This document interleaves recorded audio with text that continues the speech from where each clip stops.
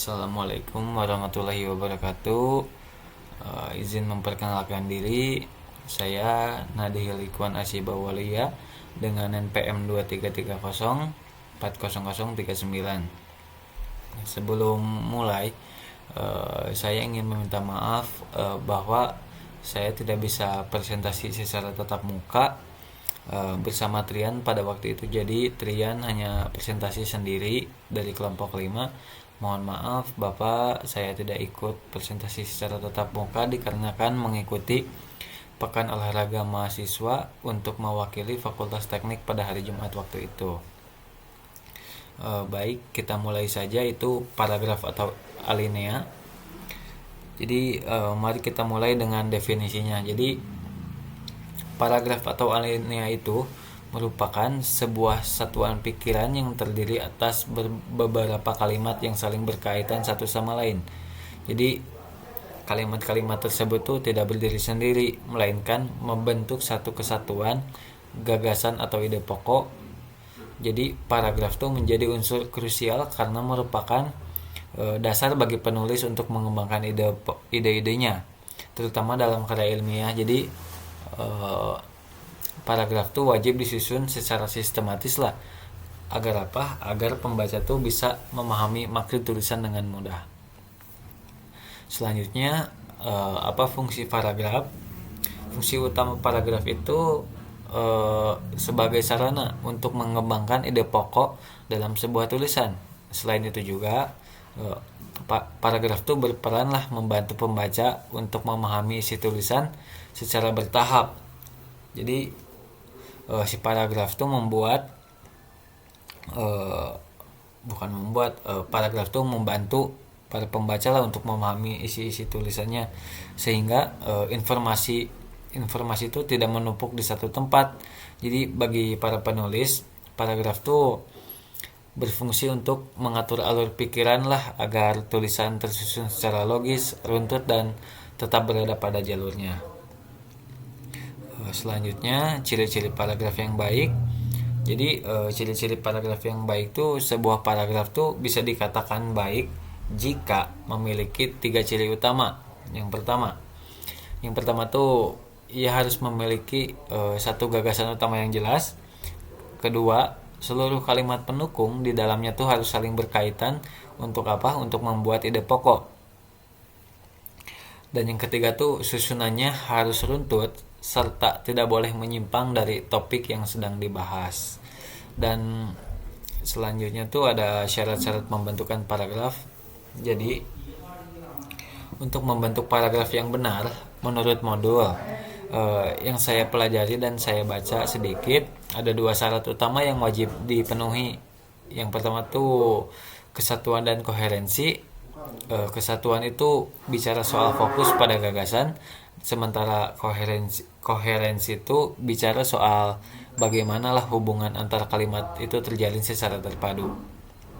Dan selanjutnya tuh ada kesatuan paragraf. Mari kita bedah tentang kesatuan paragraf. Jadi kesatuan paragraf itu berarti seluruh kalimat yang ada di dalam paragraf hanya boleh membahas satu gagasan utama saja. Jadi setiap setiap kalimat penjelas yang kita tulis tuh harus benar-benar mendukung pokok pikirannya. Jadi jika ada kalimat yang melenceng atau menyimpang, jadi hal itu tuh bakal ngerusak kesatuan paragraf dan membingungkan bagi para pembaca. Mohon maaf. Selanjutnya ada koherensi paragraf. Jadi syarat kedua adalah koherensi, yaitu kepaduan hubungan antar kalimat.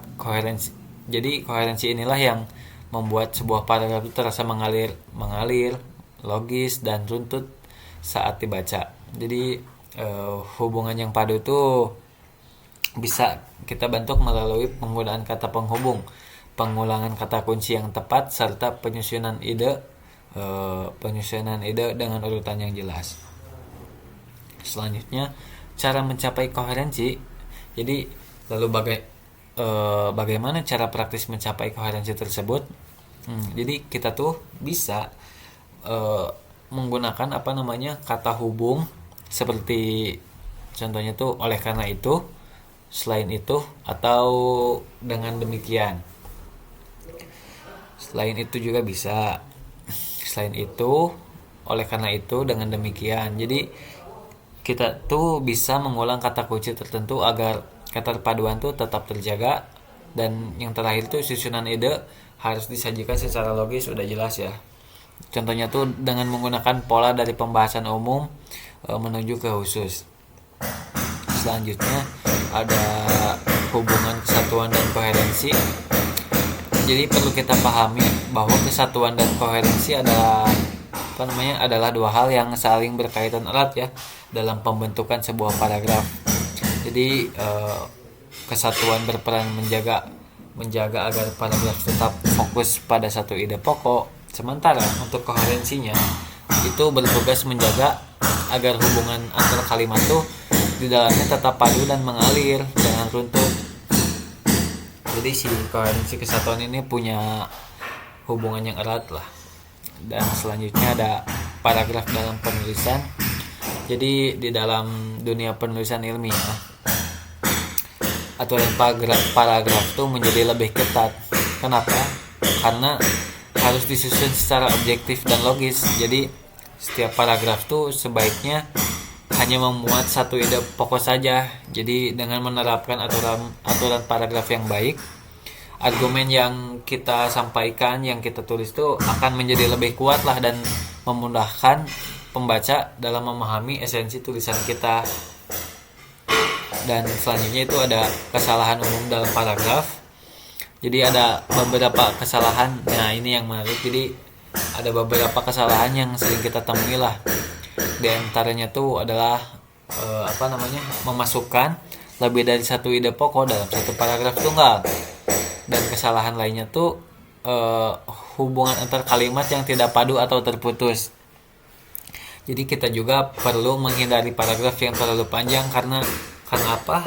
Kita harus menghindari paragraf yang terlalu panjang karena itu tuh seringkali menyulitkan pembaca untuk menangkap poin utamanya. Jadi kita tuh harus menghindarin isi paragraf yang terlalu panjang ya, karena hal tersebut tuh seringkali menyulitkan pembaca untuk menangkap poin utamanya lah. Selanjutnya ada kesimpulan. Jadi sebagai penutup saja, paragraf tuh merupakan unsur dasar yang sangat vital dalam sebuah tulisan. Jadi agar menjadi paragraf yang baik, syarat kesatuan dan koherensi tidak boleh tinggalkan, sudah jelas. Jadi penguasaan dalam mengembangkan paragraf ini adalah keterampilan kunci bagi kita, terutama dalam menyusun karya ilmiah yang berkualitas ya. Selanjutnya terima kasih. Mungkin hanya itu yang bisa saya sampaikan pada video presentasi ini. Sebelum saya tutup, saya ingin memohon maaf lagi kepada Bapak karena saya tidak bisa mengikuti presentasi kelompok kami, presentasi secara tatap muka di kelas langsung pada hari Jumat waktu itu, yang alhasil hanya Trian saja yang presentasi. Dan saya mohon maaf Bapak bila ada suara gaduh dari luar karena sedang dibangun ya Pak, mohon maaf. Saya ucapkan maaf Bapak dan terima kasih. Assalamualaikum warahmatullahi wabarakatuh.